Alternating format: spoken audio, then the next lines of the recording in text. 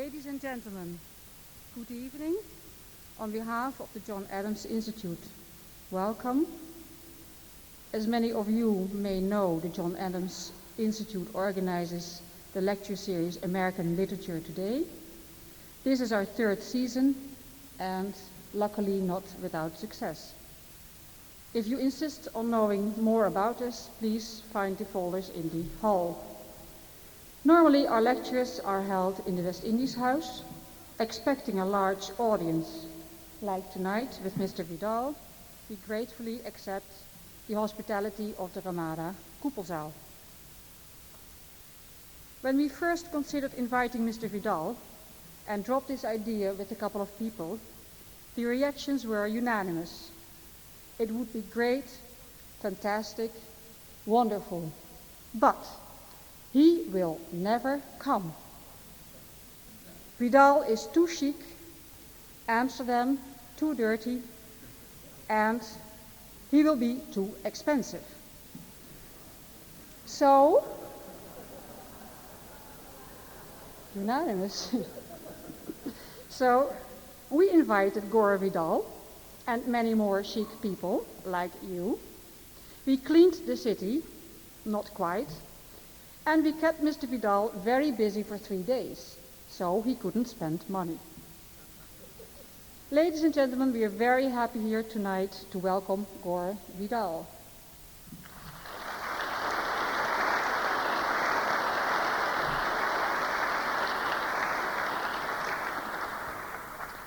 Mr. Vidal will make the evening together with Jan Donkers, author and journalist. Mr. Donkers will introduce Mr. Vidal and his work and lead the discussion after the break. The break will be in about 1 hour. The evening will end about a little after 10 o'clock. Ladies and gentlemen, enjoy your evening, and we give the floor now to Mr. Vidal and Mr. Donkers.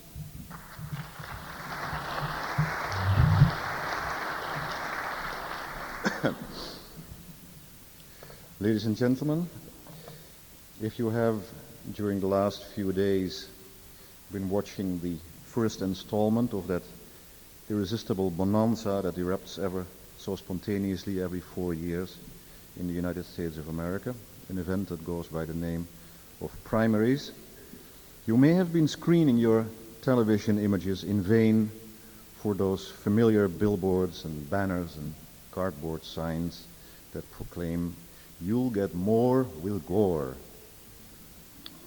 Alas, the man who is our guest tonight cannot be convinced to run for office anymore.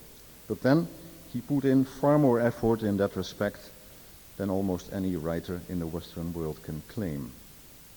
In 1960, Mr. Vidal ran as a liberal Democratic candidate for Congress in a solidly Republican district in upstate New York.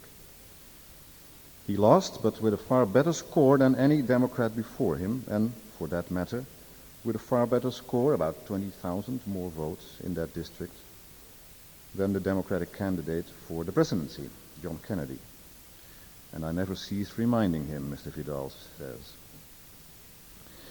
In 1972, the year that brought us George McGovern, Richard Nixon, the 4 more years chant, and the first dim images of the Watergate apartment building, Mr. Vidal joined Dr. Spock on the ticket of the People's Party.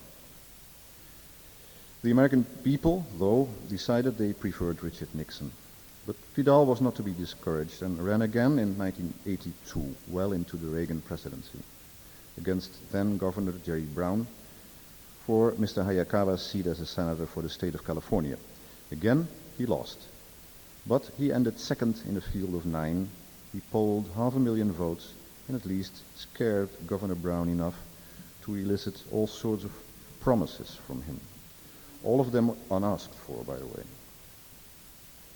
Politics, the way power works, is a never-ending source of fascination for Mr. Vidal, fortunately also in his far more successful role as a writer. Although he has been an expatriate for many years, most of the time that is, if there is one theme that runs through most of Mr. Vidal's work, his fiction and his essays, it is the United States and its rulers. Colorful in their history, hilarious in their present. His best fiction is that in which he chronicles the political ambiance of his country's history, from the unruly days of Aaron Burr, Jefferson's vice president and the man who dueled with Alexander Hamilton, through 1876, the year of the first centennial, to the forebodings of present-day political life in Washington, D.C. Mr. Vidal must be the first speaker in this series of lectures organized by the John Adams Institute, who not only can place the first American ambassador to our country and the later second president of the United States in his historical context, but who actually wrote a thorough essay about him and the rest of the Adams family. He describes Adams as the Puritan he was, worrying about his vanity enough to court unpopularity as a mark of distinction. He reminds us that Adams was the man who intellectually and rhetorically prepared the way for the American Revolution, who coined, or actually he did not coin, but he paraphrased the resounding phrase, "no taxation without representation," who described that the new republic be a government of laws, not of men. But also, he keenly reminds us, John Adams found democracy to be the most ignoble, unjust, and detestable form of government. Mr. Vidal himself, whose firm belief it is that, contrary to popular opinion, the United States is governed by a distinct ruling class, was born in a political family. His grandfather was a senator of Oklahoma, and his father a minister of aviation. He was close to the Roosevelt and Kennedy families, and he provided John Kennedy with the idea for what later would be the Peace Corps. As a writer, he made his debut when he was 19 with the novel Willie Waugh. A few years later, he published The City and the Pillar, which treated a subject his country was not yet ready for, the naturalness of homosexuality, and in the eyes of the literary establishment, he was finished for a while as a serious writer. Earning a living as a scriptwriter for movies and television, he worked on such diverse productions as Ben Hur and Suddenly Last Summer, before turning back to fiction with, among others, the satirical Myra Breckinridge that became a bestseller in and outside the United States. With a couple of dozen works of fiction to his credit now, Mr. Vidal is most admired for the historical fiction that I already mentioned. Not a few critics and readers of his work would add to that his impressive oeuvre as an essayist, as a far from constructive critic, as he himself proudly claims. Mr. Vidal seems to be extremely comfortable knowing that his writing made him a great amount of enemies. His polemical writing is witty, intelligent, and merciless. He is described by various colleagues as their favorite after-dinner speaker, with a vision as cheerful as a leper bell. All that, and, as he likes to remind us, the fullest head of hair of any living writer of his generation too. Ladies and gentlemen, Mr. Gore Vidal.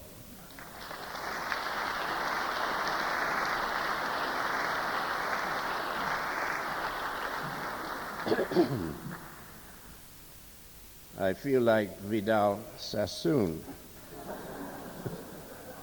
with that astonishing insight. I have prepared some remarks for you, which I've unfortunately had to write down. I will read them, but I will look up from time to time in order to give an air of spontaneity to what I'm saying. You know, the last American president who was able to write a speech was Woodrow Wilson, who left office in 1920. And Ronald Reagan appears to be the last one who can read a speech. There's something wrong with Darwin somewhere. Our greatest reader of speeches, the one that gave me the most pleasure, was a president many years ago called Eisenhower. And he read his speeches with a real sense of discovery.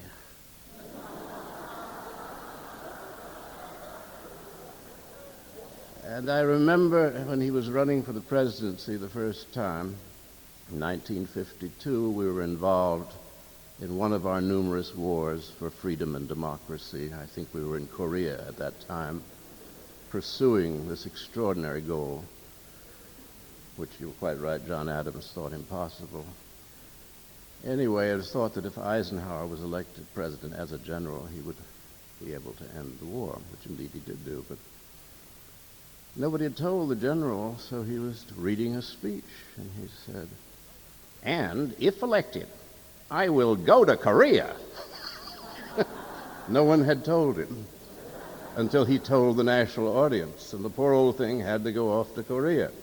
No golf, nothing between then and the election. Recently, Norman Mailer and I were interviewed. It sounds like the Queen of England, doesn't it? My husband and I. Recently, Norman and I were interviewed jointly for the magazine Esquire in the United States. Since we are the last survivors of that American literary generation which came out of the Second World War, we both served in the Pacific, our lady interviewer found us poignant in a macabre sort of way. We're also the last survivors. She reminded us of the New York Times bestseller list of 1948. Mailer with The Naked and the Dead, and I with The City and the Pillar, and George Orwell with 1984. I only now begin to feel just how long ago all this was.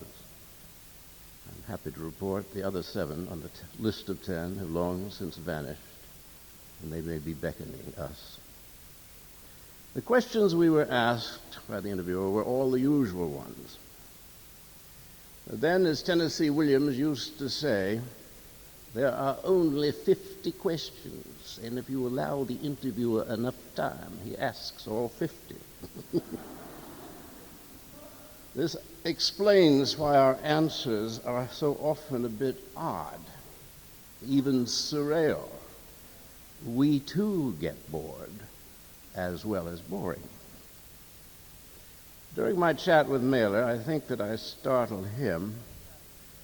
I know I surprised our interviewer when I said that I used to be a famous novelist. And she said, "Oh, but you still are. Everyone knows you, except for those who don't. And your books are sold and read and taught in American universities." I assured her that I myself was doing as well as could be expected, but that my category had vanished.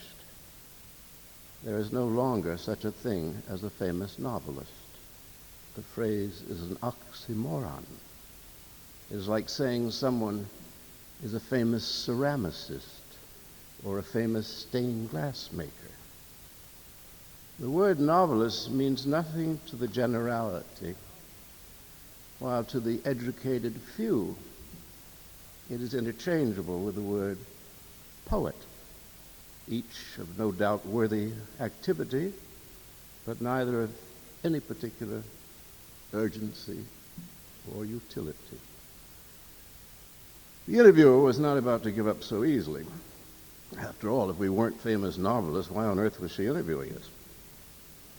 She intoned the magic world names, not only of Norman and me, but of Gunter Grass and Garcia Marquez and Solzhenitsyn. And I said, "Well, your list proves my point."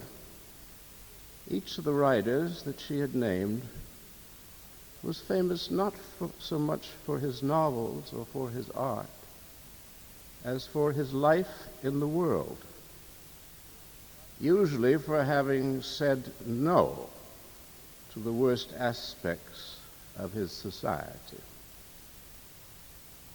Finally, it is not so much the art of our novels, which is of no great interest, as it is the resonance of our negative that is heard round the world. And even then, we are not heard by very many in the first world countries of the affluent West. The East is different, and it is still possible to be a famous novelist in Russia because the consumer society has not yet destroyed or corrupted their world, and so the word maker is still a sort of shaman, a magician. Yes, it's a very hard thing in a bad Russian winter to have only words to eat. So, what is happening? And what has happened? From the last half of the 19th century to the first half of the 20th century, the novel was not only the principal form of narrative entertainment, but it was also, at its best, the principal means of illuminating the prospect, if not before us, all around us, and also to portray our common past. The novel with Richardson became archly moral. With George Eliot it became serious but not solemn. With Henry James it became high art. With Joyce it became a bold surrogate for religion, the novel as holy text to be interpreted only by adepts. I speak now of the novel in English, but the same sort of thing was happening in other languages. France, as usual, in her deeply annoying way, made the greatest contribution, from Balzac to Stendhal, Flaubert, right up to Proust and many others. The Germans checked in with Goethe, Mann, Hesse, Musel. Russia with Tolstoy, Bailey, Chekhov, and the lovely Turgenev, who went to France in order to be a Russian. Incidentally, I'm not an expatriate. I live in Los Angeles as well as in Italy. But since it is Los Angeles, many people claim that I don't live in America at all. Then at the beginning of our own terrible century, whose edgy protagonist is Dr. Faustus, literature was taken over by something called modernism, which at best was art for art's sake, a meaningless notion. And at worst, literature as one of the exact physical sciences, coldly calculated to rival, if not surpass, the true genius of our Faustian century, the scientist in his laboratory, breaking the atom, and with it all of art to the extent that the artist wanted to imitate the machine, or indeed become a machine. During the first quarter of Faust's century, the novel most famously flowered, with old Henry James and Wharton, Forster, Gide, Camus, Montauban, Faulkner. Then the novel swiftly went to seed, and due to the erosion of the cultural soil in the West, only hardy cacti flourish for us now. A few months ago, in an English journal, I was compared, rather unpleasantly, to Tiresias. But though I have never experienced his adventurous metamorphoses, I certainly had the gift of prophecy in the year 1956, when I wrote, "After some 300 years, the novel in English has lost the general reader, or rather, the general reader has lost the novel, and I propose that he will not again recover his old enthusiasm. Appalling education combined with clever new toys has distracted the large public which found pleasure in prose fictions." I then noted that television and the movies were the preferred diversions of the general public even then, but that to strike a somewhat tinny, optimistic note, the novel has left only the best things, the exploration of the inner world's divisions and distinctions where no camera may follow, and so on. Needless to say, for the next 20 years, I was attacked for having said that the novel was dead, when I had actually said was that the audience for the novel had moved away, a demonstrable fact even then. In any case, what I wrote more than a third of a century ago is now obvious to everyone. The famous novelist qua novelist has ceased to exist, and in his place stands proudly that bold usurper, the auteur du cinéma. As the poet was on the periphery of the culture at the beginning of the century, now the novelist has joined him at the outer edge, and the golden calf of the movies enthralls the world. Where once there were readers, now there are viewers, listeners, consumers. Efforts to analyze this state of affairs has given rise to a number of confusions, to overdo an understatement. The generation to which I belong, heirs to the last literary flowering, have been found wanting. If only we had been greater, whatever that means, people would still be reading books. But I think we're quite as good, if in not some cases rather better, than our famous predecessors. It is just that the art we practice, and some of us still practice, is of no use at all to the many, and of not much interest to the cultured few. The many go to the movies, the few study film. 2 years ago, I was president of the jury at the Venice Film Festival.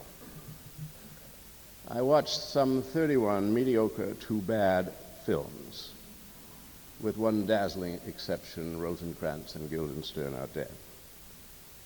To celebrate 2 weeks of this festival, the entire press of the world was on hand, and any one of those bad movies commanded more world attention and audience than any novel, no matter how greatly the noble author had suffered in Stalin's Gulag, or beheld a vision, perhaps, in the stacks of the library at the University of Bologna.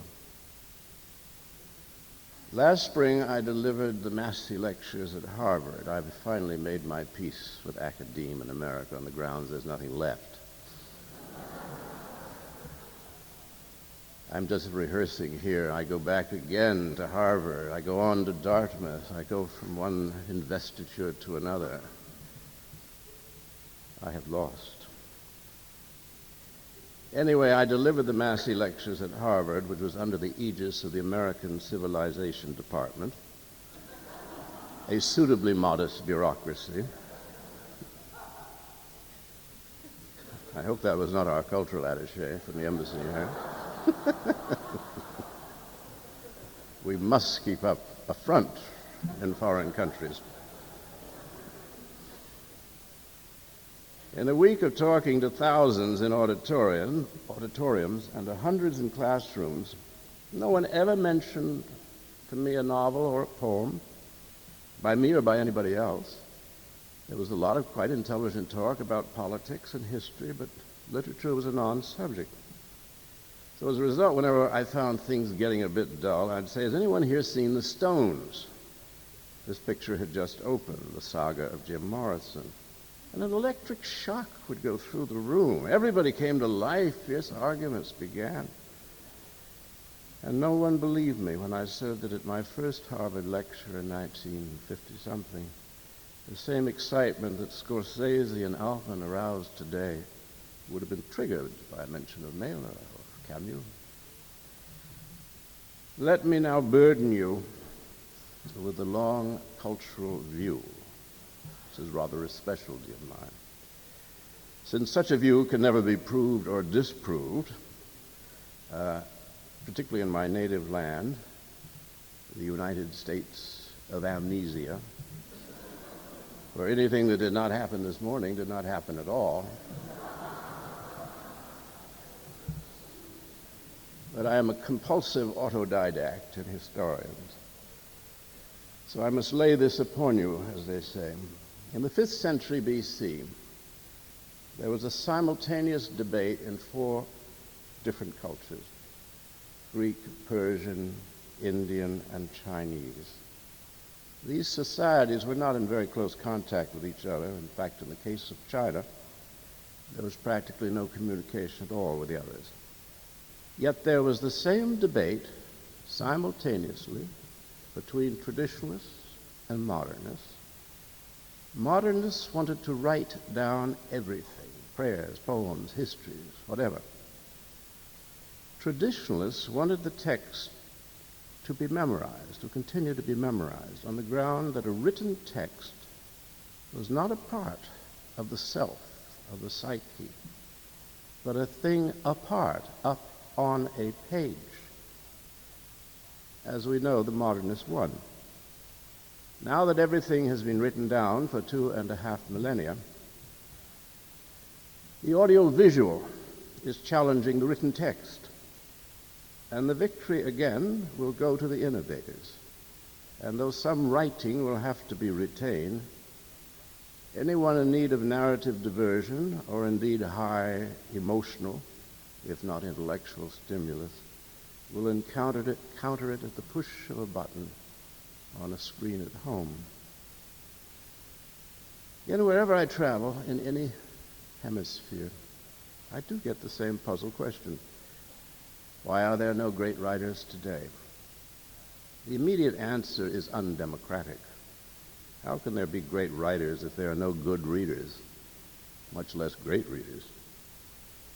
But practically speaking, literature is largely irrelevant, except for a very few in the West, and they tend to be cloistered in academies where they brood upon sacred texts and then pass them on to future adepts, rather like the monks of the Dark Ages who preserved Latin classical writing. Lately, alarmingly, in the American universities anyway, the sacred texts have been abandoned in favor of something called literary theory, a number of variants on Hermann Hesse's glass bead game. These theories, of course, cannot be passed on as the masters, magistri ludi, are only for the day and live only to make themselves ludi cras. Simultaneously, as literature became arcane, the other arts do not flourish either. Contemporary cabinet painting has become a cold-blooded store of value for the very rich. Good and bad are no longer adjectives to be tolerated in a relativist time. As a result, our Faustian architecture, all of it School of Heisenberg, is hated not only by the Prince of Wales, but by those who must work and live in buildings whose blueprints deserve prizes, but whose construction deserves demolition. Although films are the lingua franca of our culture, even they are beginning to show signs of decadence, and the audience grows restive with far too much to choose from, and yet paradoxically not enough of interest. The first sign of decadence in the arts is when an art form becomes self-referential.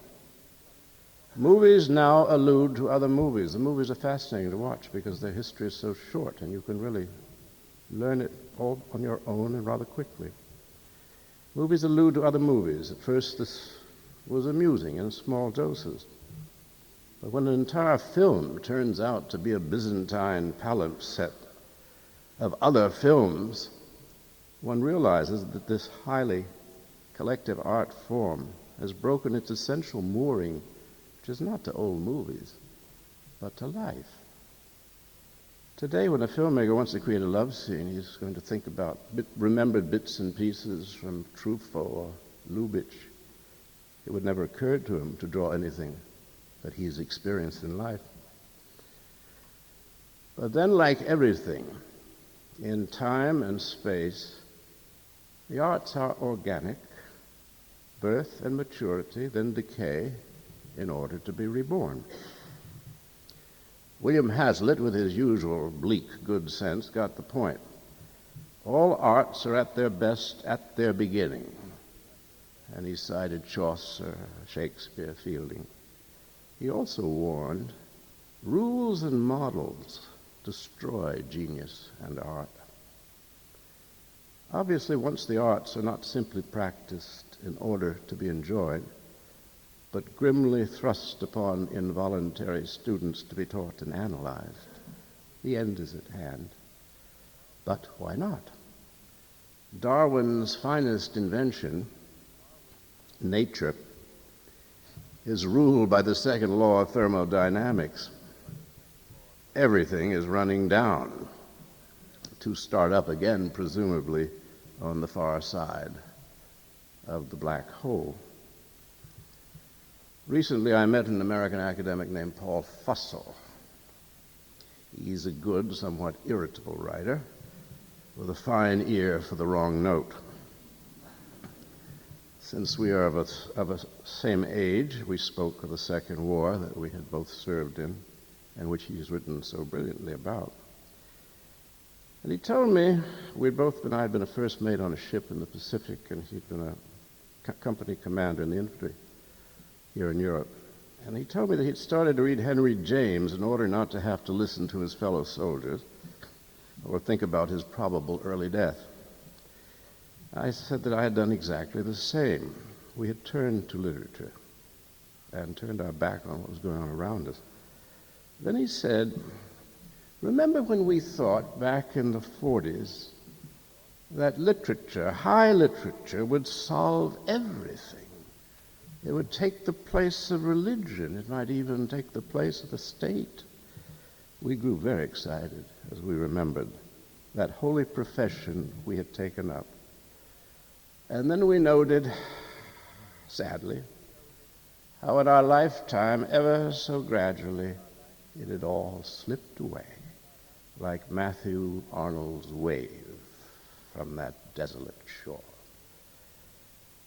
Literature will always have some utility for the few taught to read early and well.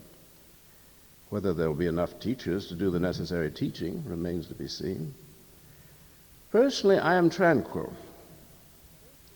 Each society selects its arts and its pleasures, and one is not obliged to sit in judgment on the difference in value, let us say, between a masque by Ben Jonson and the triumphs of that sublime film for me, Airplane, the creation of three demented youths in Hollywood. Each is of its kind, and that is that.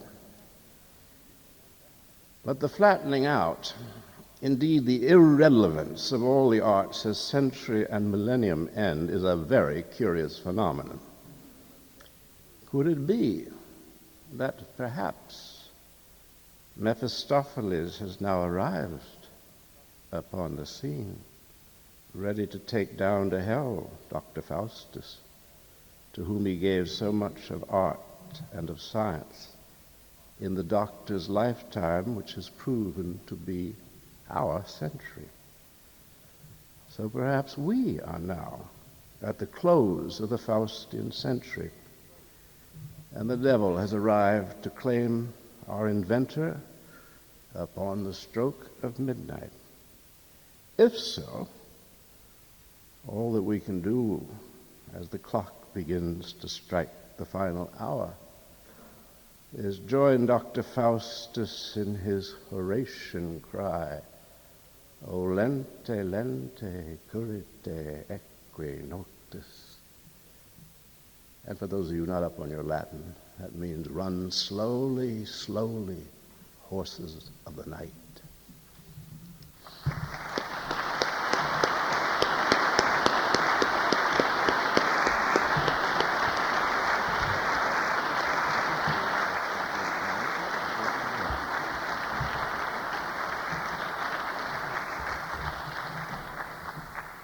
It is a little bit early, but I propose that we have a short break now.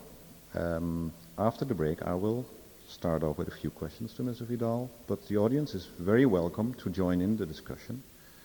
I presume that there are enough subjects that you would like to ask Mr. Vidal about.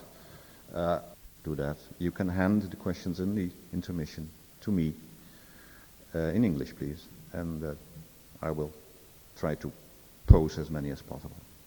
Thank you very much.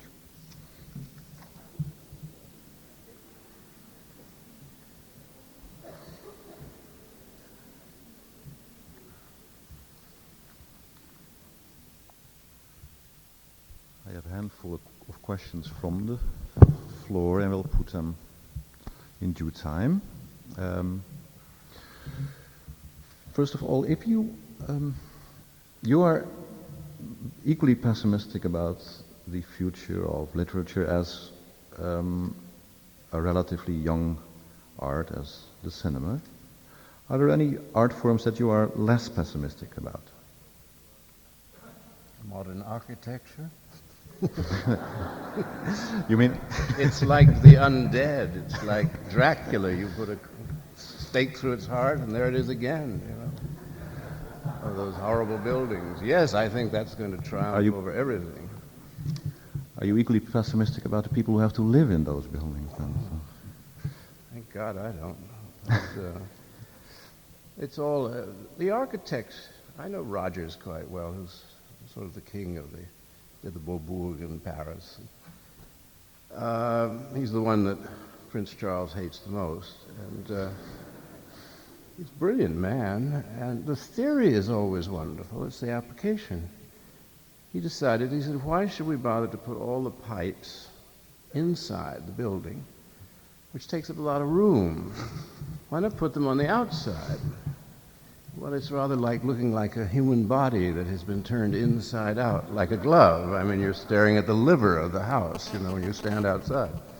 And inside it's just little chunky rooms. No, pessimism, I think that's too strong a word. I'm giving a survey. I'm not saying this is, pessimist means worse. Things are getting worse. I'm not saying they're getting worse or better. Things are changing. And our perception of what games we want to play, what arts that we want to have intrigue us. This is the age of the audiovisual.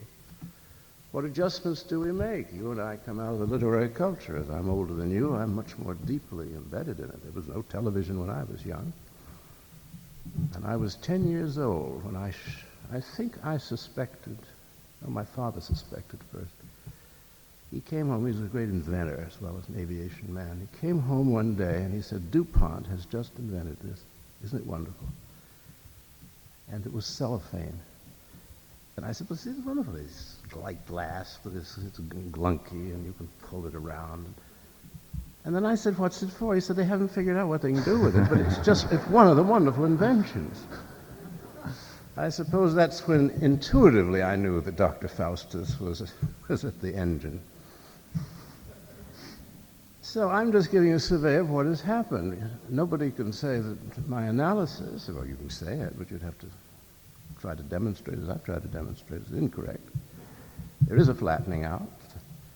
Perhaps it's too many people in the world. Perhaps it's changes in education. Mm-hmm.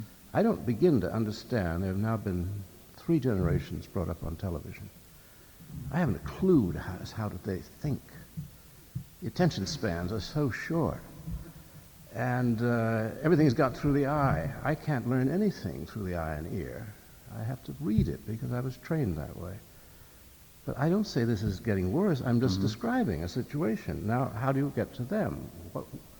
Who will be the Shakespeare of the audiovisual world? Or can you conceive of an artist, no matter how he's working, whether he's making movies or writing plays or whatever, who can illuminate the prospect? I don't know how you get to them.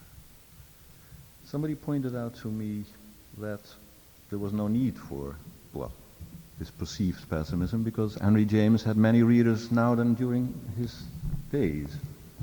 There are more people in the world now than there were in Henry James's day. It's the same infinitesimal percentage. It's been a long time since somebody came up to me and said, I just love the portrait of a lady. I have a few old friends who, you know, like literature and we talk about it occasionally, but now I was quite struck now that I've made my peace with academe that there is just no mention of literature at all. It's a non-subject. Yes, of course there's still readers, but very, very few. I asked the master of Eliot House at Harvard, who presides over 1,000 freshmen, I think it is, are in his house. And I was at school with him, prep school, and I said, do the kids read anything voluntarily? Because every time I'd ask them, they'd say, well, you know, I've got all this assigned reading to do. I don't have much chance. outside of Stephen King. So I said, well, he said, I've got mostly freshmen here, and we get the best in the country. He said, I would say, yeah, every one of them has read at least one book on his own by the time he got here. But he said, our problem is it's not the same book. What are you doing at Academy then, if you have made your peace with Academy and people are not reading? Because once you cease to be read voluntarily, which is more and more happening, not only to me, but to really those known as serious literature, then you really have to choose either silence, just vanish from the scene, nothing wrong with that. Others have done it. Or you become a cult. And I have my priests in the academic world, and they keep my cult statues going, and I drift around, and I have invented something which is a major intellectual discipline, being taught by numerous professors around the country, called historicity. I still don't understand what it is, but I created it. So I move rather dumbly like God through these things, as they tell me, as I hear these prayers coming up about historicity.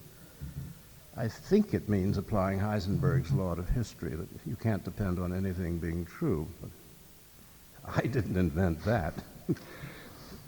There is a written question that I have here and that I'll put to you. As a writer, I find your remarks on literature and society frustrating, but all too true. One question, how do you view the relationship between science and the novel, particularly Heisenberg? If I understood you, I think the exact opposite as you. I think they are the new romantics. They give us they give us fuel to the fire of the imagination. Scientists. Well, I wouldn't deny that. A few writers have tried, most notoriously Thomas Pynchon, who in a book called Gravity's Rainbow, he took freshman physics at Cornell and I think had one class with Professor Nabokov, and he did Jacobean drama. So he put all three into Gravity's Rainbow. So you have a lot of Heisenberg's principle. It was the first time it ever figured in the book, but it was really Pynchon's freshman year at Colgate. I guess it was Colgate or Cornell. Far above Cayuga's waters. That's Cornell, isn't it? Cornell. By and large, there isn't much we can do about the sciences. I quite agree. I said in my little talk that this is the age of Faust, the inventor, Faust scientists. Everything that's happened in this century is more than has happened in recorded human history, from the breaking of the atom to cellophane. So we have many things to celebrate.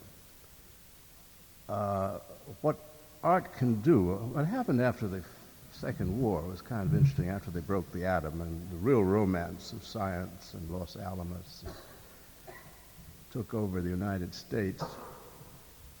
English departments got terribly nervous, as well they should, and also madly ambitious. So they began to pretend that literature was a form of science, that you could actually take apart a novel by Fitzgerald, molecule by molecule, in a lab, and you put on rubber gloves and you go through it. And then you report to the head of the university that you've had tremendous breakthroughs in Fitzgerald's studies. You know, you've got enough cold fusion there to drive a truck. So for a long time, this culminated in the French New Novelists. Robbe-Grillet and Sarraute and Buteau and Pinget. I know them all. I had to read them all because I swore this would not pass in America, or as George Bush would say, this would not stand. This will not stand.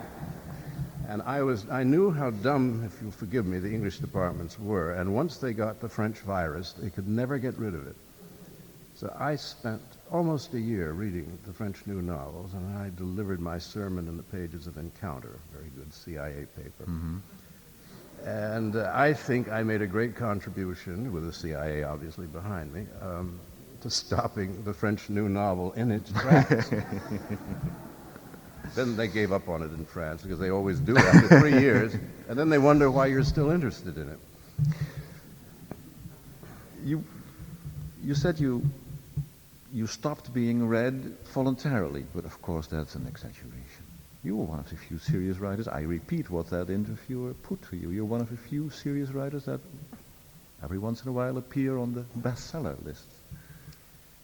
Well, yes, but it's been a long time. And I would say the last decade, it used to be the bestseller list was sort of half junk and half literary writers, whether you liked them or not. There would always be a place for a new Saul Bellow or Philip Roth or me, Mary McCarthy. You don't see, I mean, Philip Roth, I don't think has been on the last 5 books. Poor Mailer, after all the effort of Harlot's Ghost, I think barely made it. The top 7 or 8 places have been booked. Literally, I hope you like my choice of verb, but have been booked by the publishers for Danielle Steele, Samuel Sheldon. And I'm in favor of any writer. I take no snobbish view of them. If they can get anybody to read them, I want them to flourish. If they read that, they might read Saul one day or somebody good. Just get them to read. But in a sense, it's Gresham's Law. We have been just pushed right out. And this is in the last 10 years. My famous #1 bestsellers, of which I have had a few in my time, are all from 10, 20, 30, 40 years ago. You, talking about the growing role of the audiovisual media, of movies, of television, drama, you have helped the enemy, so to speak, because you put in your part in Hollywood and writing for television. Why isn't there more? Well, let me put this straight. Why isn't there more talent? Why is there not enough talent in the audiovisual media to prevent that medium from, as you put it, being in its decadence already? Is that a perceived need to entertain, or? Oh no, there's a lot of talent there. The problem is that, say, television in affluent Western countries is a means of selling goods. Mm-hmm. Therefore, I can remember when I wrote for live television, which was quite interesting in America in the 50s. You did your play, and it was put on pretty much the way you wanted. There was great censorship from the advertising agencies. But I remember being told by the man in charge of something called Studio One, said, what we really want is a play that it has to be interesting enough to hold the audience, but not so interesting as they will resent the commercials. Shakespeare could have handled this, but I couldn't really.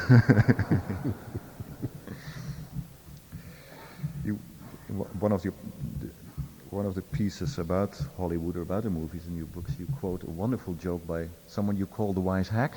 The wise hack, yes. An invention, a compendium. Okay, so you invented the Polish joke also? Which one was that? We must be very careful about political correctness. There's one Polish joke that I particularly liked that you mentioned in your piece about Hollywood. You tell us, I won't tell it. A Polish starlet comes to Hollywood, intending to be a star. And what does she do? She fucks the writer. Yes. That's the story. I mean, is the opinion of writers that low in Hollywood? I mean, is it as low as it is in Holland? Yes, it is. Because in Holland, writers are dispensable, I would say, in movies and in television. I mean, the only thing they have to do is hand them a piece of yes. Well, as Christopher Isherwood once said to me, we were both working at MGM, he said they pay us well for our anonymity, because we really make it all up. In those days, the director was known as the brother-in-law. Mm-hmm. The man of power was the producer. The man of talent was the writer who created the story and the characters. The pretty man was the star. And the brother-in-law of somebody was the director. Because nobody wanted to spend 8 hours on a sound stage with a bunch of actors. I mean, you had to bribe people to go down there. And that was considered a battle. Battle pay for that. I have one other question. In view of your pessimistic outlook on writing. Oh, you stop using that word pessimistic. Realistic. It's for you, the young, to face the future unflinching and find ways out of a dilemma which I have merely done my best to describe. Well, it was a young writer who wrote it down. In view of your, well, we'll scratch that and say, your realistic outlook on writing. In the dark days ahead, what could be possible advice to young writers? I would start straight into television and movies to the extent you can. I think unless you have that's if you have the narrative drive and you have a gift for drama as well as narrative. If you are stuck, as I have been stuck, with the desire also for prose, and the prose and dialogue are not the same. Very few writers understand this, which is why most playwrights, like Henry James, failed terribly in the theater, and I don't know of many good playwrights that ever wrote a good novel. There is a division because it's two different sets of muscles. If you have a strong inclination toward prose, which means trying to make sense of things. I write essays because I never know what I think. And as I write them, I begin to think, or at least I think that I am thinking. And afterward, the word essay is essayer, which is from the French, to try to think. Now, if you have that, you might not be too gifted at writing narrative, dramatic pieces. Or you might have my luck, which was I was able to do both. But instead of starting in with a novel, which, I mean, already in New York, the word around publishers is no mercy publishing. That's out. So a distinguished book that they know is not going to sell more than 3,000 copies, they're not going to publish it. Mm-hmm. So now it's really books di consumo, as they say in Italy. Or a few people who cross the line. So for a young writer, with all the cable that's going on in the world and the satellites going around and just nothing bombarding off them and coming into the house, sooner or later, good work will be tolerated. Now I'm not going to offer you the moon here, but for instance, I can no longer control a film of mine the way I used to when I was younger in Hollywood, and not very often, but once or twice with The Best Man, I was able to pull that off. Generally, travesties were made of my work, like Myra Breckinridge, which I've never seen to this day. But today I find there's somebody called Ted Turner, who has a movie thing as well as CNN. He's got something called TNT. I found that I was able to do 2 or 3 films all my own. The budgets aren't that high. Now, that's the sort of thing I've been trying for 35 years to do Billy the Kid, probably. I did once on live television with Paul Newman, very young, once in a movie with Paul Newman, a bit older. Terrible movie. And then finally with Val Kilmer a year or 2 ago. Now, that was very enjoyable. It was like being back in the theater where the writer has control. So I'd say for a young writer, if you have the dramatic instinct, and you must have it, because you've been brought up on television, I mean, I'm afraid this is the way your mind probably will work, just get at it. And if you say it's difficult to get into, well, life is difficult, isn't it? Before we move on, is there a question that specifically relates to the subject of Mr. Vidal's speech before the intermission? Yes, over there. Please go to the microphone. Just one question, Mr. Vidal, for advice for young novelists who wouldn't want to go into television, if that's advisable. What would you advise them to do to continue their Faustian journey into the self-referential? Or could they dare a brave new realism? New realism implies there was an old realism.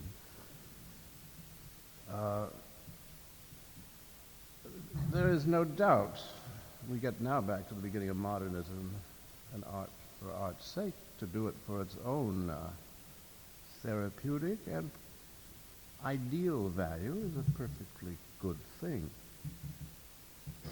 I am perhaps too prejudiced because I've always been a public person interested in the world I was living in politics and the polis. These things have always concerned me, which then brings you to history, brings you to religion. I don't ever quite understand those who deal mostly in private life as writers. I enjoy them. I respect and revere some of them. But it's a little difficult for me. So if you want to find a new realism, and not to go into television, I'm not telling you to sell your soul like poor Dr. Faustus. I'm simply saying that is the art form. That still can be shaped, and it will be shaped by other hands. Why not introduce a new realism into that? BBC has done some rather marvelous plays. See Jeanette Winterson's, well, wouldn't you like to have done that? Not to be, maybe you don't want to be Jeanette Winterson, but wouldn't you like to be able to translate to the screen as well as she did? I think she's the best young writer in the last 20 years. We're agreed. Over there. Mr. Vidal, you hinted, or you told us we've gone from the verbal to the written to the audiovisual. You hinted at the demise of the audiovisual. The question is, where do we go from here? What do you see in the future? Oh, I see audiovisual. I just said that movies, as we have known them as being 90-minute artifacts that are now supposed to be created parthenogenetically out of the brows of directors, they seem to be in trouble. But that doesn't mean that they'll get over the phase they're going through. Audiovisual is here for any foreseeable future. Teaching aids in class now are audiovisual. God help the students what they're going to learn. But I've often thought an ideal educational system should be based on history. And the first 12 years of schooling, the first year, 6-year-olds would get the creation of the universe. And you have everything from the Big Bang to the Garden of Eden to the great egg that was laid by whatever it was in China. You would give them every myth, everything. Give them the lot so that no religious group could get hysterical. And you just give a wide view and the scientific. Then you would teach quite deliberately the spine would be the history of the human race, because that's all we have. And it isn't much, my friends. It is not much out there in the cosmos, but it's all that we've got. And I think we deny ourselves an enormous amount by not looking back at it. It isn't that long. And not having looked around us. I mean, I was brought up, I came to Exeter in New England, one of the best schools in the country. I wanted to know everything when I was 14. I thought I was going to get it in school. I said, when are we going to learn about the Roman Empire?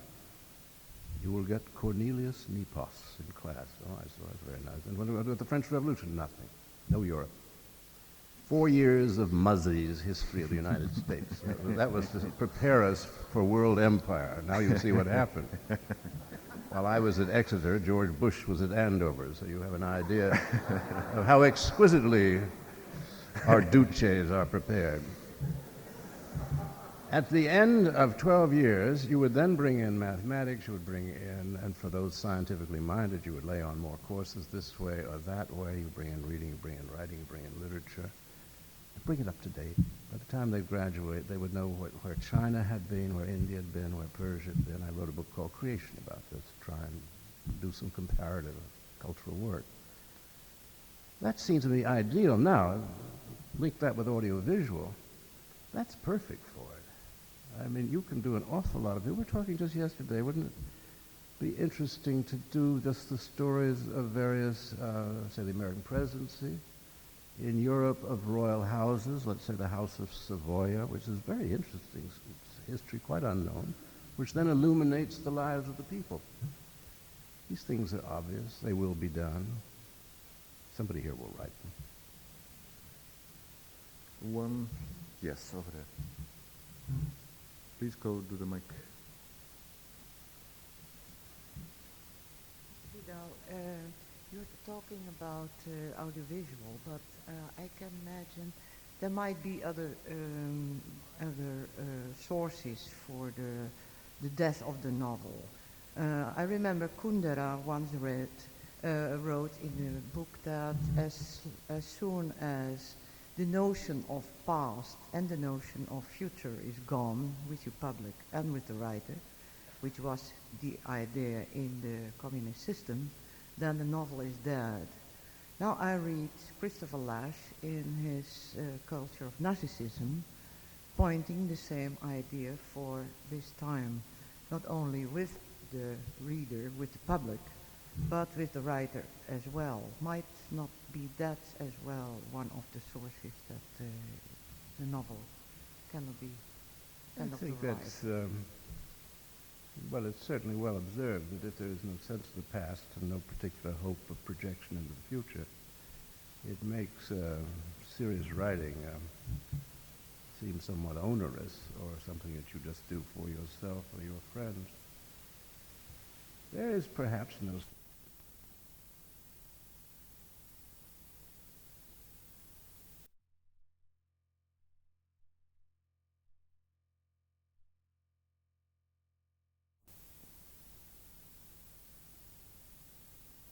future. I wouldn't blame communism for that. I wouldn't blame capitalism for that, though they both are products of it. It's a consumerism. It's living in the present. It's the breakup of the tribes. Audiovisual has done more than you might suspect toward this, toward homogenizing. The tribes have been breaking up and losing their identities, and now, you know, in history you have centrifugal forces. Everything rushes away from the center, like the Soviet Union now, or small blocks in Europe, like the Basques, the Scots, the Croats, Slovenians, various groups. They want to get away, and God knows Russia is demonstrating it. So that's centrifugal. Simultaneously, in Europe, it's very interesting. There's a centripetal force of coming together with common market. I think there could be a beautiful balance if they get it right, which is allow everybody to go off on his own. The Scots don't want to care to be part of England. Good, get rid of England.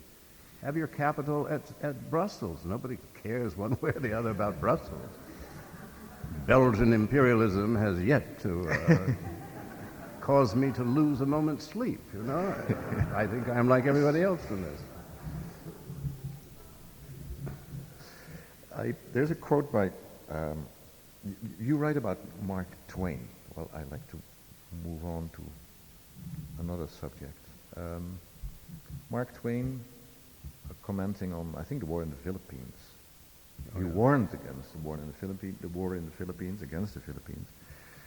And you quote him and said he was right, of course. But as he was only a writer who writes funny things, he was ignored. That's quite true. He was the most famous writer in America. And the greatest lecturer. I mean, he had the largest audiences just as a performer.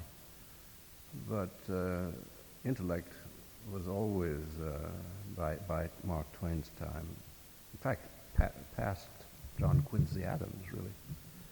Intellect has been pretty much excluded from our public affairs. So a literary figure carries no weight in and of himself.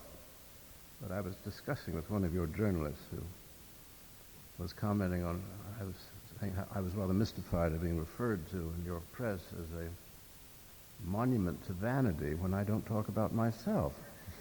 I talk about the Republic and religion and power. And then I suddenly got the point, well, that's what they do mean. How vain he is to talk about society. Doesn't he know he's a little writer?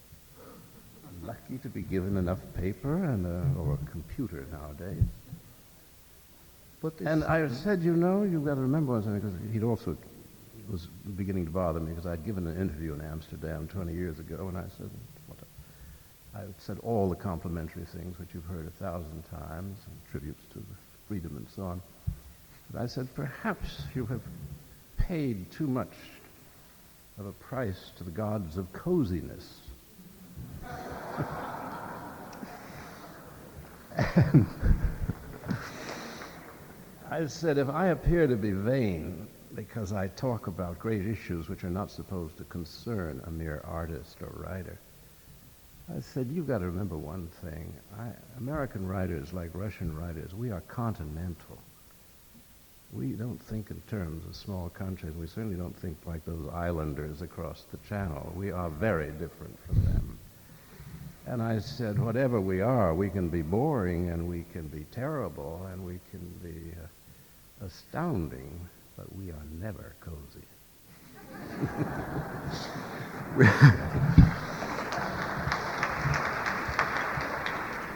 When I read that quote about Mark Twain, I thought, well, that may be the reason why Gore Vidal entered politics.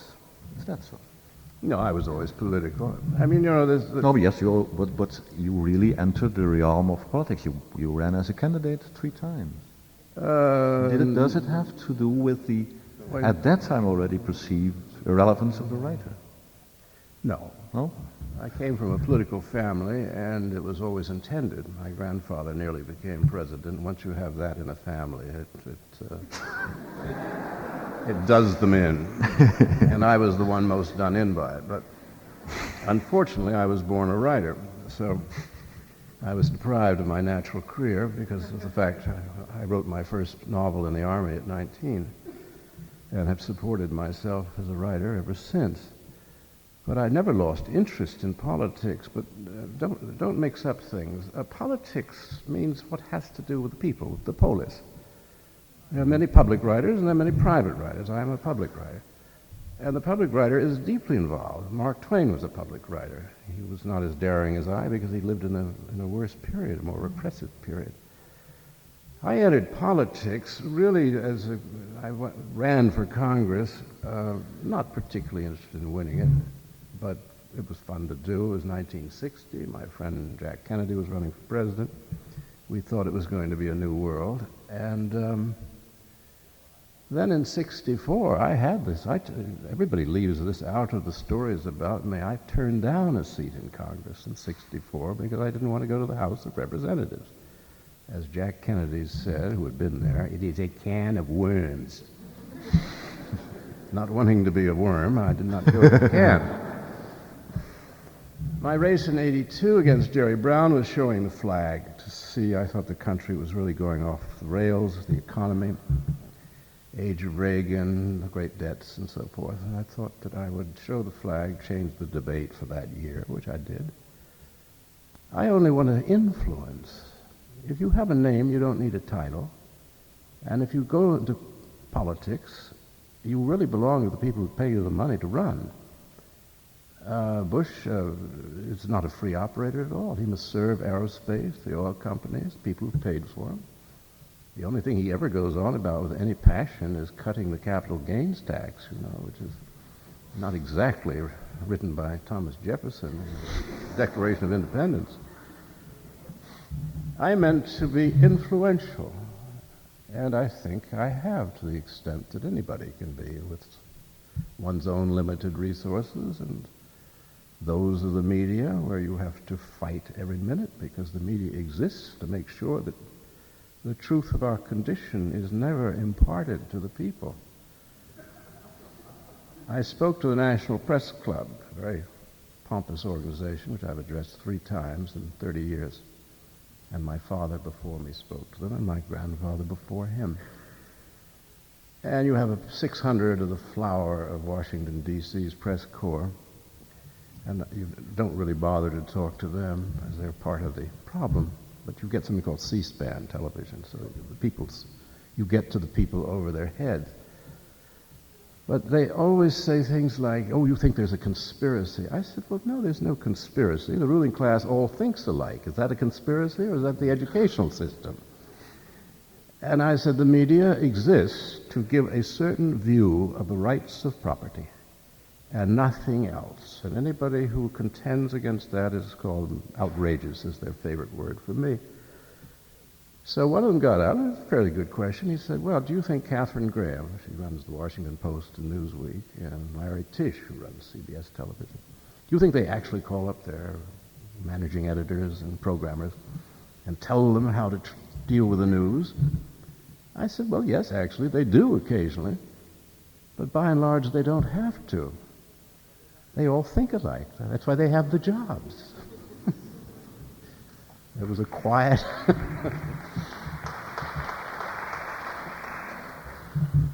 I can tell you that audience was much quieter on that line than this one. They're dead silence.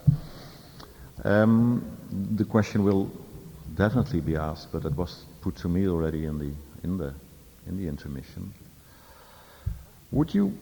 Well, first, how do you keep up with American politics? Is that by CNN, or do you have living in Italy most of the time? I don't live in Italy most of the time. Well, but that's what, no, I read that in the press. He hates America and lives in Italy. I didn't say that first. No, but eventually that sentence will then be worked round. So what he says about America can carry no weight, can it? You see, I mean, they're busy, if nothing else. I have a house in the Hollywood Hills, and I have a house in Ravello, southern Italy. And I need that to get any work done, because I couldn't write if I stayed full-time in Los Angeles, as I would be involved in politics. So I go there to write, and then I go back home to make trouble.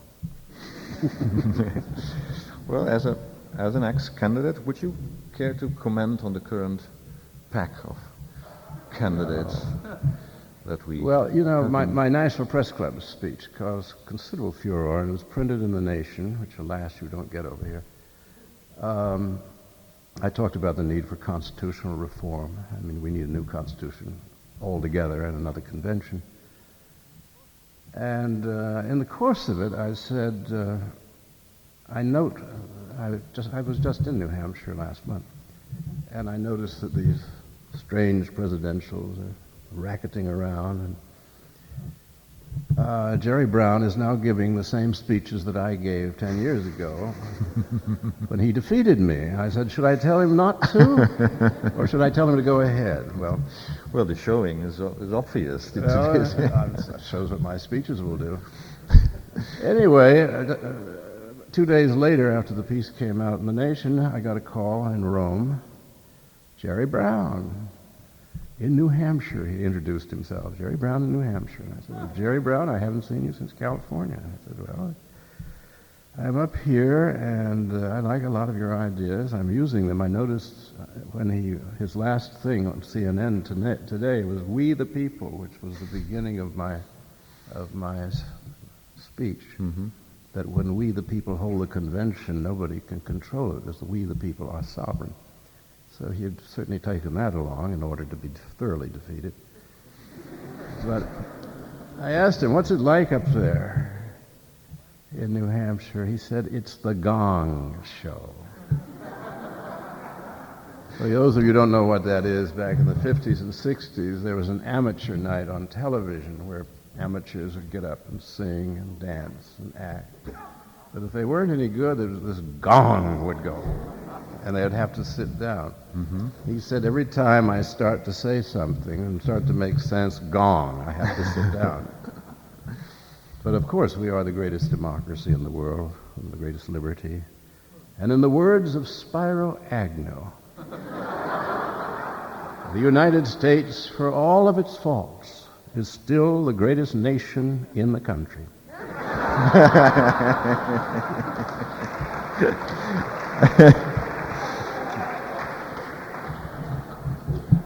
When I tell you that I actually like seeing Buchanan, are you getting mad at me? Do I like seeing Buchanan, or no, you like seeing? If I say that I actually liked seeing Buchanan... Well, at least he's saying something. I mean, listen, Neanderthals have their rights too. I am nothing if not ecumenical. He's almost everything I detest, but he's on to a couple of things that I like. Now, this could be detestable of me, but he's on to America First. This was an isolationist cry which has no application to today's world. The United States cannot be isolationist. In my own city of Los Angeles, the entire downtown is owned by the Japanese. How do you isolate yourself from your landlord? So isolationism is a false cry. What has happened is the right-wing imperialists, represented by Bush, are accusing anybody who wants to cut the Pentagon budget and withdraw from our various commitments in order to preserve liberty and freedom wherever it may show its head, whether it be the island of Tonga or Kuwait, that we must be ever ready with our nuclear swift sword. Now that should stop. And he's very good on that because not many people dare say that. I've been doing it for 20 years. He's just found God in that one, and he finds the American people are highly responsive to the cutting of foreign aid. Not that we have much, we have to borrow it from Japan to give it to other people. But he's on to that as a good thing, and then he's on to America First. Repair your own country with what little resources that you have left. I am as one with him on that. The rest of it is on social issues, let us say, his knuckles graze the greensward. I have a lot more questions, but about this, about recent subjects that Mr. Vidal touched on, is there anybody who likes to stand up? Yeah. Okay.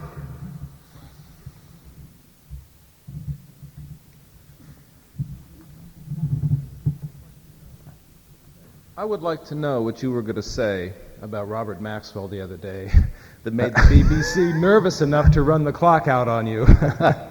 I was on BBC late night with Michael Ignatieff of the fabled Blue Eyes and Russian provenance too. And I spoke for 10 minutes into the camera in the morning as a sort of preliminary to the program, which was then dialogue between him and me.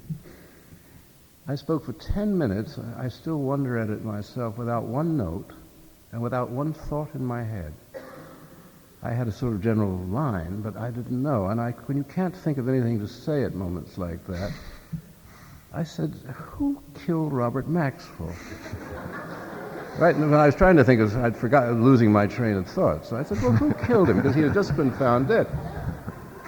And then I heard this gasp throughout the studio. I mean, the cameramen were running into the wall, and because it wasn't certain that he hadn't been found yet, and he would sue the BBC. So I said, anyway, I still didn't pick up on what was wrong. I said, well, anyway, then I got back to my subject, and then I ended. And anyway, I said, tune in, and I'll tell you at the end of the day, if it's a boring show, I'll tell you what happened to Maxwell. That's the end of the 10 minutes of improvisation. Well, the entire staff of the ruling class of the BBC was on my neck. Do not mention his name again. So I didn't. No, I don't know what happened to him. Is it true that you advised against Ronald Reagan as the leading man in the theater production of your play? Oh yes, The Best Man? I made Ronald Reagan president. That's quite true. Explain why, please. In the 1950s, I was a playwright on Broadway, and I was also working in the movies, television, as was he, except he'd never been in this theater. In 1957, I think it was, 58 and 59, I wrote a play called The Best Man, about two men fighting it out for the presidency. One is a bit like Stevenson, one is a bit like Nixon. There's an old president, somewhat like Truman. But it was all made up. But it turned out to be a very successful piece. And I was casting it, and Reagan was having a hard time. He had just lost, I think it was Death Valley Days on television. No, he just lost General Electric and had not found Death Valley Days. And he was at what we call a loose end, and he was doing a nightclub act in Las Vegas. You see that the emperors of the West are beautifully prepared to conduct the business of the state, and we laughed at Heliogabalus. So his agent came to me, and I'd known Reagan. We all know him. I mean, he's a sweet man, one of the greatest bores that ever lived. I mean, he starts right in. All he can talk about is the movies. And, well, I remember when the Ida Lupino contract came up. And I said to Jack Warner, I always called him Mr. Warner, he was the greatest man I have ever known. The greatest man I have ever known. And he'll start on this story, to Gorbachev, he'll start telling him about the Ida Lupino contract. I mean, it was the most surreal presidency. Nobody ever understood a word he was talking about.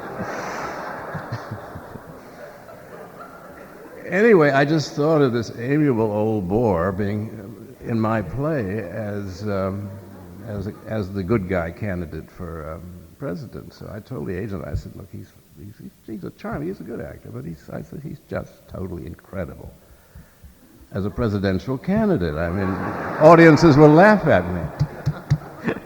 So we hired Melvin Douglas, who ran for 2 years on Broadway, would have made a wonderful president, by the way, very intelligent man.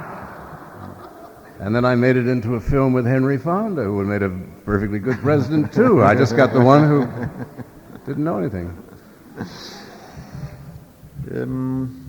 Well, let's read another question. Mr. Vidal, many years ago, you made the statement that there was no difference between the two U.S. political parties, except for the left or right wing in those parties. One day after New Hampshire, will your friend Jerry Brown pull in 9% of the vote? Is nobody listening, and are we to keep being the best Politicians' special interest money can buy? Your insights, please. Well, we have never had political parties. It did not suit the corporate ownership of the country from George Washington on down.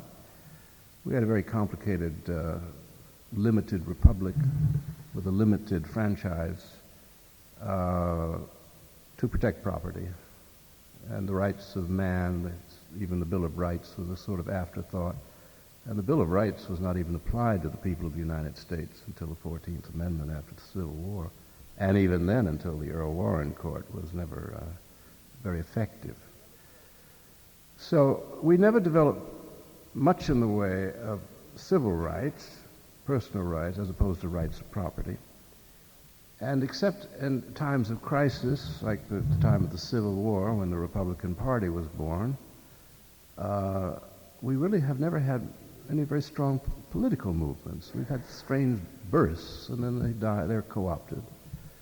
So there is one party, which I call the Property Party, which has two wings. One is called Republican, one is called Democratic.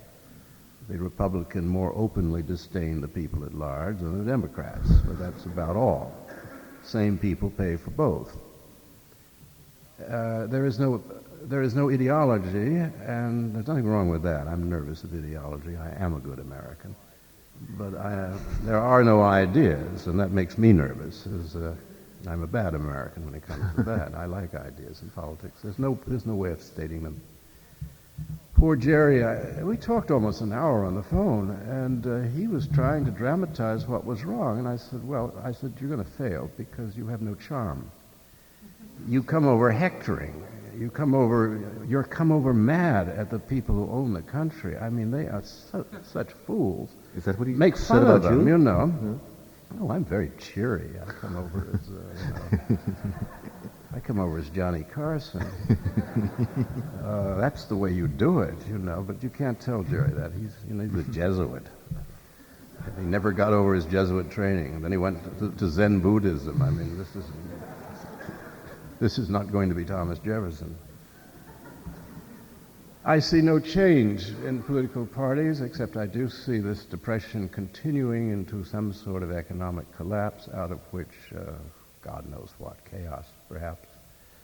Fascism is bubbling around. I see Buchanan as a possible face to a nativist fascist movement in the United States. David Dukes showed you could nearly carry a state, and even Louisiana.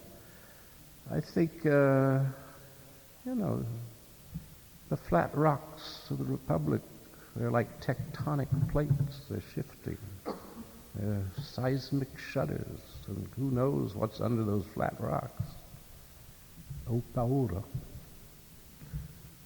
Anybody wants to ask a question about the American political landscape, about those scales?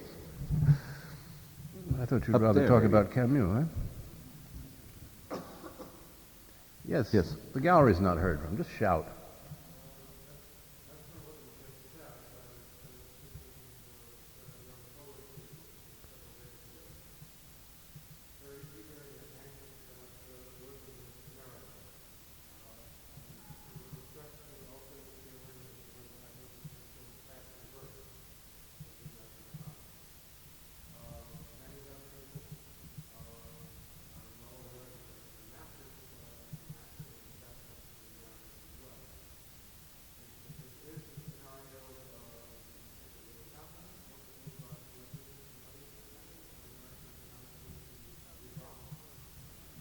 I'm not aware that Europe is in any way economically dependent upon us. We always pretended that when Eastern Europe discovered freedom and virtue and so on, that we would be helpful. Then Bush makes that disastrous trip to Warsaw when he offers $5 million when he addresses the parliament, which is about enough to repair the Pope's backyard in Krakow.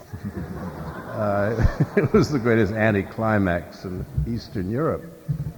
There isn't any money for that, and I would forget the United States in NATO. I think it's a good idea for Europeans to forget it entirely, because that's the best thing for us as Americans. Not to carry any burden, not that we really ever did it.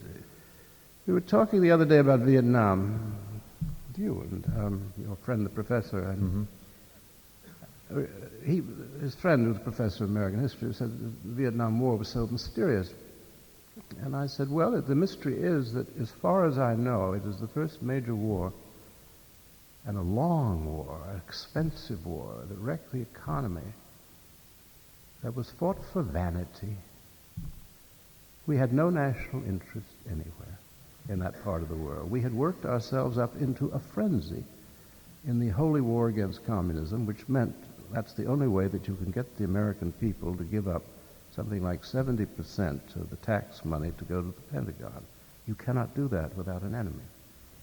Godless and atheistic communism was always a wonderful enemy, and so was Russia, until they decided to cheat us and leave the scene, which was bad sportsmanship, frankly. I think George Bush and I both agree that this is not playing the game, you know. Now we're left hanging out there desperately. We have the enemy of the month club, Noriega 1 month, Gaddafi another month, Saddam. And then we've got the war on drugs. Here is a government that has not the slightest interest in providing the people with a health care service, which every civilized country in the first world has. There's no interest in our health. No interest in protections of property and life. But it's terribly interested whether we smoke cigarettes or take drugs. Now, this is just, I love this care, this intensity of this care that the United States government really cares, you know, whether you or not you take cocaine or drink alcohol in some state. It's very touching. Then people say, and why do they care so much about our health when they don't give us a health service or jobs? I answered this question because I think the answer is so clear, but people often don't stumble upon it. The only way that you can establish absolute control over a people, which is the dream of every government on earth, is to invent prohibitions. By prohibiting alcohol in 1919 in the United States, we had 7 lawless years in which the government went mad. Those were the years of the Sedition Act, the Espionage Act. There's never been a greater repression in American history of civil rights of politicians. It was a ghastly period, all done, really, prohibition of alcohol, as if the state had any right to interfere. The state, which can't even handle a post office, is going to be worried about alcohol consumption. Now the state has built up drugs, which is a very minor problem involving very few people. They've made it into a world major business. The American government, one is mirror image to the other. The Soviet Union was a distorted mirror image of us, or we of them. They're gone. And now in Colombia, around the world, the drug makers and the drug fighters are as one in their joy. Meanwhile, any policeman can arrest anyone in the United States that he feels like arresting. Now that is a delicious power. And there's not a policeman alive who in his heart of hearts does not want to have that power, nor a district attorney who doesn't want to have that power. Back in the 60s, when we were fighting Johnson's war in L.A., I was co-chairman of the People's Party. I finally got so I would not drive myself in a car because I would be recognized. The police would ask you to pull over. You've been speeding, whether you had or not. Then they would reach down and they would have in their hand a roach, a marijuana cigarette. Look what we found. They would also plant cocaine on people. They did in the Los Angeles Police Department, most noted now for public beatings, which is a new game in our country. The public part, the beatings are traditional. Is there any question from this part of the hall? Yes.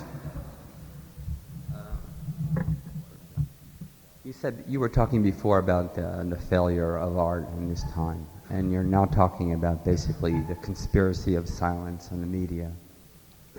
What I'd like you to do is I'd like you to tie up those two threads together and basically to relate the dumbing of art and the kind of, we'll call it a conspiracy for lack of a better word right now, to basically silence intelligence. Well, that's a tall order. I don't know how to put it all together other than, Well, you're a tall man.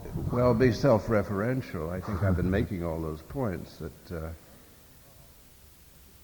a government evolves along certain lines, and it eventually becomes corrupt, and it's the second law of thermodynamics. It just runs down. Thomas Jefferson thought that we should have a constitutional convention once a generation. That's every 30 years.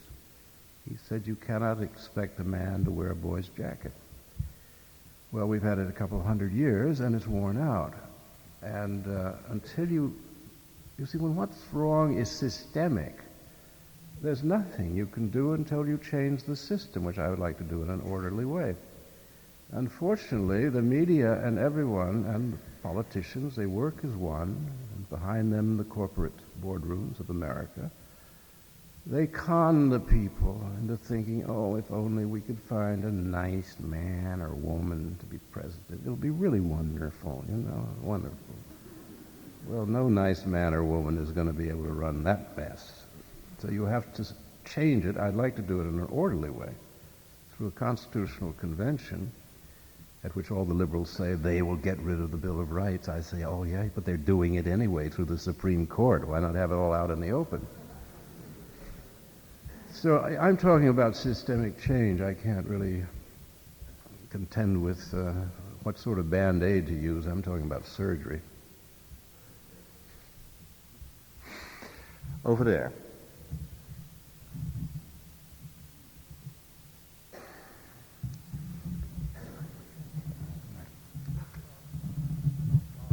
You talk about art and literature being dying out, but surely what's happening is that art and literature are becoming the domain now of committees, so that nobody can now speak the truth as they really see it, because everything that is published needs to go through a committee.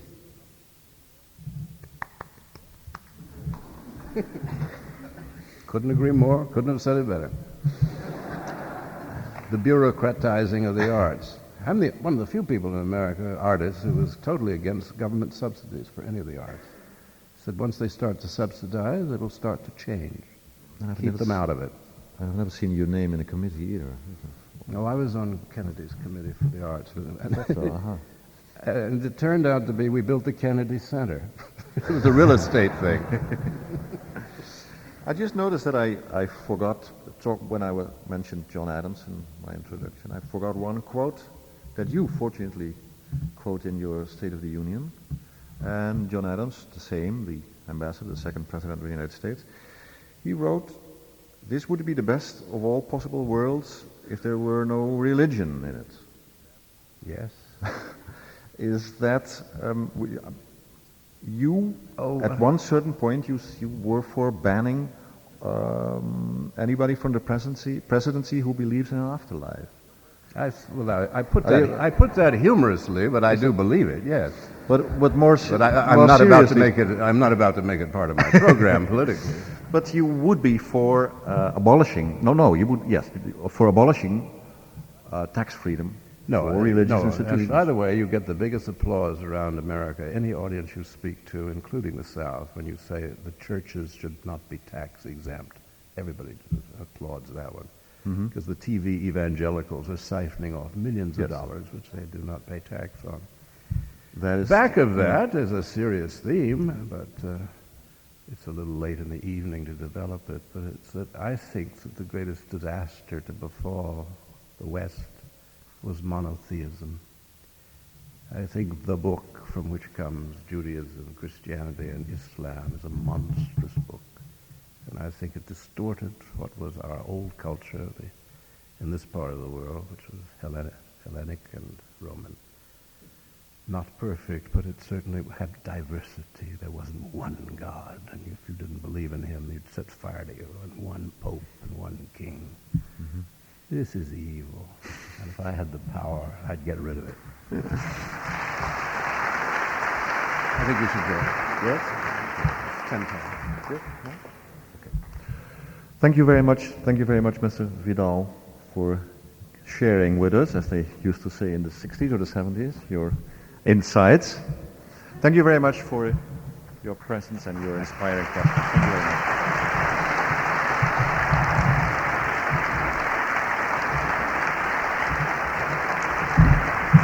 Anymore, but you have shown yourself not only, I think, a great writer, but a great speaker, an orator, a great humorist, great critic, skeptic, but still a historian too, deeply interested in what happens to our society. And if literature is threatened by a lack of past and future, you certainly are doing a lot to give us a view of the past, and from that past of the future. It's a difficult vision, and perhaps many of us would go away with somewhat somber views, but I think in the end you felt that if there has been a downturn, there will be an upturn too. Let's hope for that. Thank you. Thank you very much indeed.